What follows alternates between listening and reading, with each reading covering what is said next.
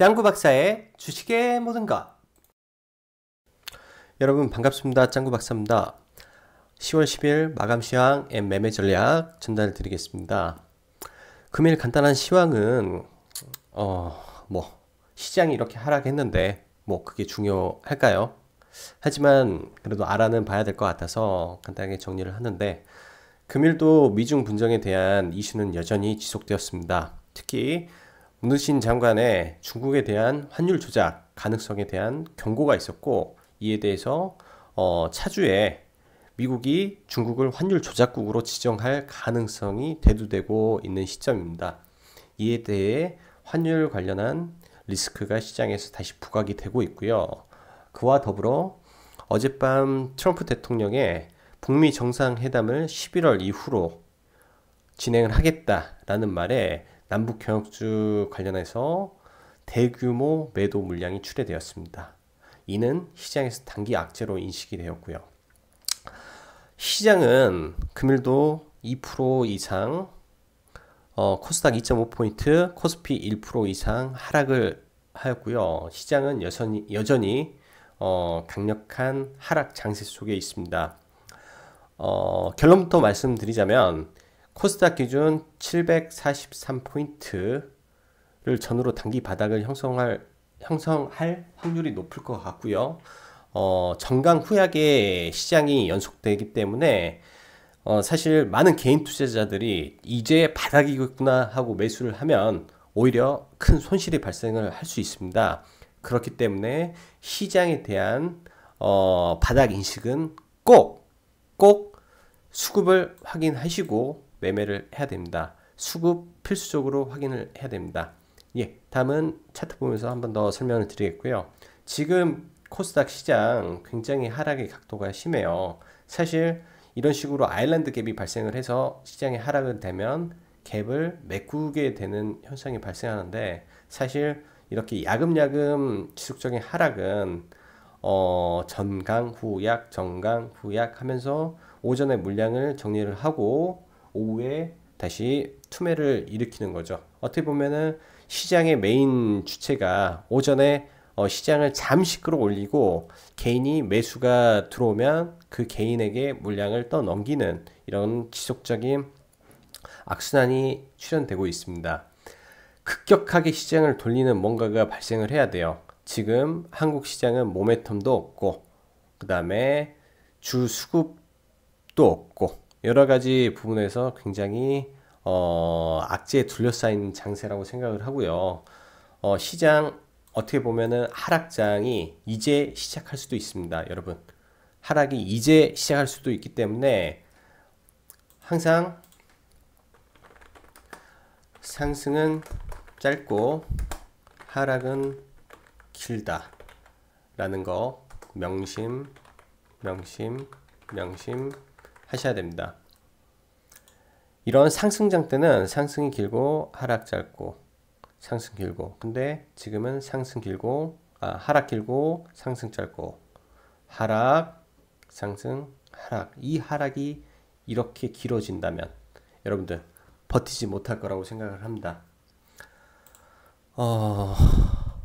금일 관심 종목 말씀드릴게요.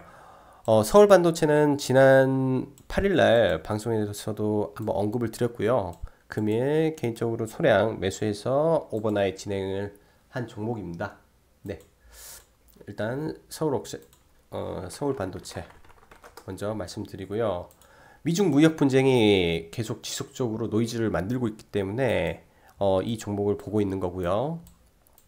현재 바닥에서 올라오는 시그널 나쁘지 않다고 생각을 합니다. 그리고 어차피 저는 길게 보지는 않을 건데 매매 동향 먼저 보고 말씀드릴게요. 기관의 누적 수급이 굉장히 많아요. 지속적으로 수급이 들어오고 있고요. 한 가지 더, 시장이 이렇게 눌릴 때 있잖아요. 이런 지점에 거래량이 감소해 주는 부분, 부분이 굉장히 긍정적이에요. 사실 이때 이렇게 어느 정도 거래량이 실리면서 하락을 했는데, 아래 꼬리를 달면서 돌려주는 캔들, 그리고 이 캔들의 몸통을 잡아먹었을 때 들어오는 수급 주체를 확인을 하고 시장과 수급과 시장 테마 플러스 캔들 형태까지 어느 정도 맞아 떨어져 가고 있기 때문에 추세대로 한번 계속 봐볼 생각입니다. 뭐 이런 자리 또 오면은 매수해봐도 괜찮을 것 같고요. 올릭스 신규 상장주인데요. 금일 저는 좀 놓쳤습니다. 신라젠을 매매를 해서 매매를 못했는데요. 뭐 최소 8만원은 찍지 않을까 생각을 하고 있고요. 그 다음에 관심 종목으로 신라젠은 이따 매매를 했기 때문에 매매 복귀해서 말씀드리고요. 미래생명자면 투비소프트 거의 대부분 제약바이오죠. 그 이유도 좀 이따 말씀드릴게요. 아직 상한가 이후에 힘이 살아 있습니다. 하락할 때 거래량 없었고요. 이런 게 긍정적이고 뭐 여기서 살짝 밀렸다가 갈 수도 있겠는데 내일 갭으로 뜰 수도 있어요. 갭으로 뜰 수도 있거든요. 3% 이상 갭이 뜨면 눌릴 수 있습니다. 3%짜리 갭은 별로예요. 한 7% 이상 강한 갭 상승 시 한번 지켜보렵니다. 자리가 나쁘지 않습니다. 그 다음에 투비소프트 자회사가 뭐 바이오 쪽 진출한다고 하는 업체고요. 굉장히 많이 빠져서 지금 현재 제자리에 와 있는 종목이고요.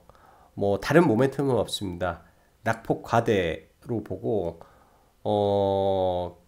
큰 시세를 주고 이렇게 쭉 하락을 하였고 금일 개인적으로 봤을 때는 시그널이 나왔다 생각을 해서 단기 낙폭 과대 종목으로 한번 관심 있게 볼 예정이고요.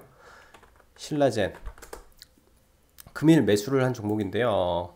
일단 분봉상 여러분이 봐야 될 게 전날 투배가 나왔어요. 사실 가장 좋은 거는 전일자 종가 베팅을 해서 넘어가는 게 좋았는데 이 지점을 다시 올 것 같다고 생각을 했고 아침에 오전에 표시를 해 두었어요. 쌍바닥에서 돌리는 지점 보통 오전 시그널은 매수는 9시 30분 살짝 눌릴 때가 좋고요. 아니면 시초가 올라타는 거 두 가지 방법 있습니다. 뭐 이 지점에서 한번 여기서 매도 이 지점 여기 맞나? 이 지점에서 한번 뭐 이 선 위에서 살짝 매도 그냥 두 번 정도 1% 정도 수익 실현을 했고요. 금일 장이 너무 좋지 않아서 사실은 수익률을 좀 볼 수가 없었어요.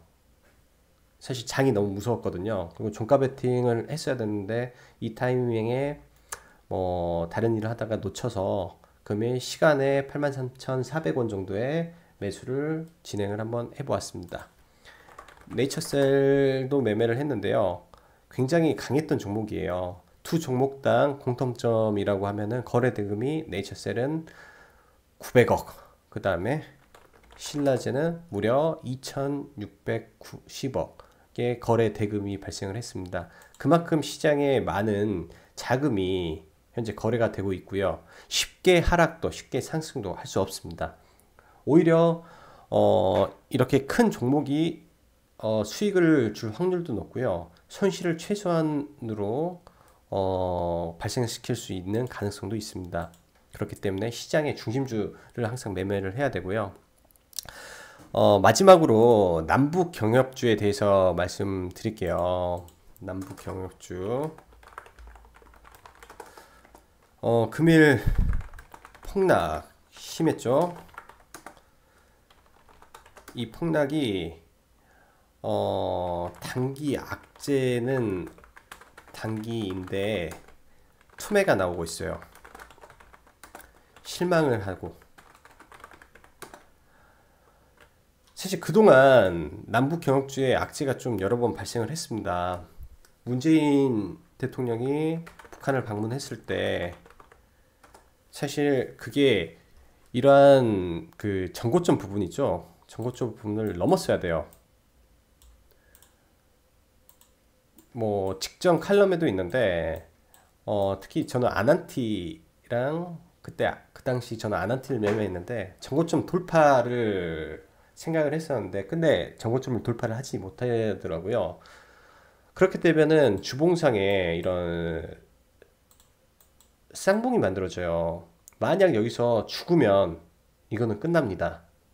11월달 모멘텀을 한번 살려서 올렸다가 예를 들면 뭐 이 상태가 되면 이거를 올렸다가 여기까지 왔던 거를 이렇게 그 다음에 길게 횡보 이런 식으로 횡보했다가 계속 우하향 그렇게 될 수도 있어요.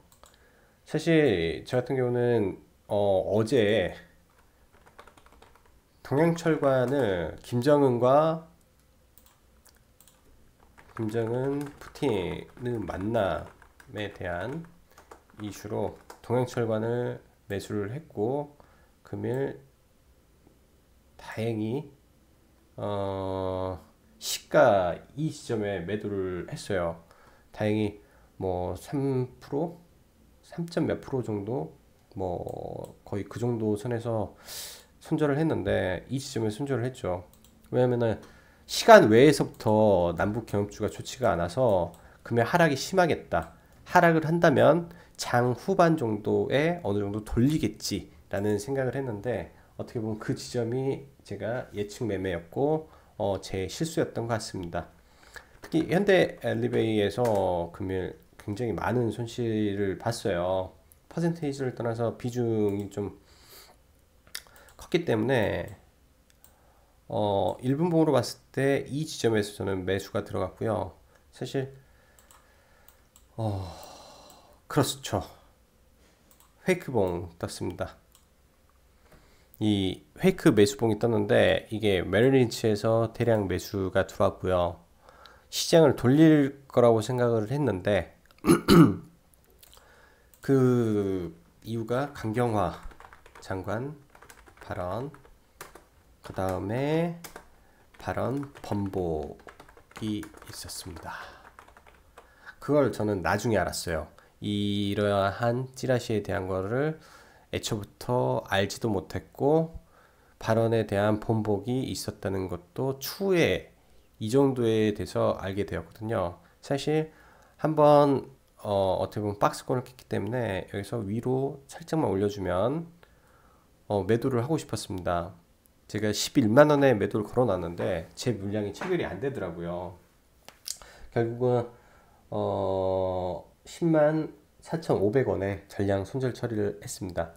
결론적으로 남북 경협주 저는 손절을 했는데요. 저는 개인적으로 단기적 성향이 강한 전업 투자자입니다. 하루하루 벌이가 있어야 되고 어떻게 보면 계속 자금 회전을 해야 되기 때문에 매도를 했는데 한 가지 불안한 점이 있어요. 이런 식으로 단기 반등을 할 수 있는데 만약에 이 지점에서 추가 하락을 한다면 그리고 이러한 지점을 붕괴를 시사를 한다면 시장은 무한한 시나리오가 생겨요.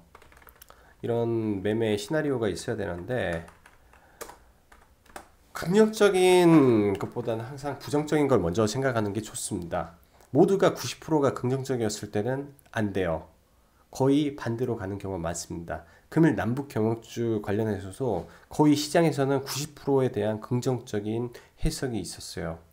그리고 트럼프 자체가 뭐 한 달 뒤에 하겠다. 근데 이거는 어떻게 보면은 중간 선거 때문에 바빠서 못할 수도 있는데 시장의 반응은 그게 아닌 거죠. 시나리오 써보면 중간 선거 트럼프의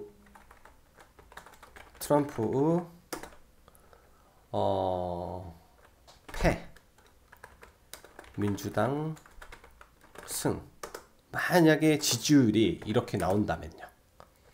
지지율 자체가 현재 민주당이 어느 정도 유리하게 흘러가고 있는 상황에서 만약에 민주당 쪽으로 점점 지지율이 올라간다면 트럼프의 입장이 곤란해지겠죠. 그리고 그렇게 되면 북미 관련 이슈가 힘을 받을까요? 트럼프 자체가 힘이 빠지는데 사실 최악의 시나리오를 생각해 보면 저는 이렇습니다. 그래서 남북협력주 조금 더 보수적으로 지금부터는 바라볼 생각입니다. 많은 분들이 지금 시장에서 많이 어려움을 겪고 있을 것 같아요. 저 또한도 쉽지 않은 장세 속에서 어떻게 보면 하루하루 시장을 겪어 나가고 있는데요.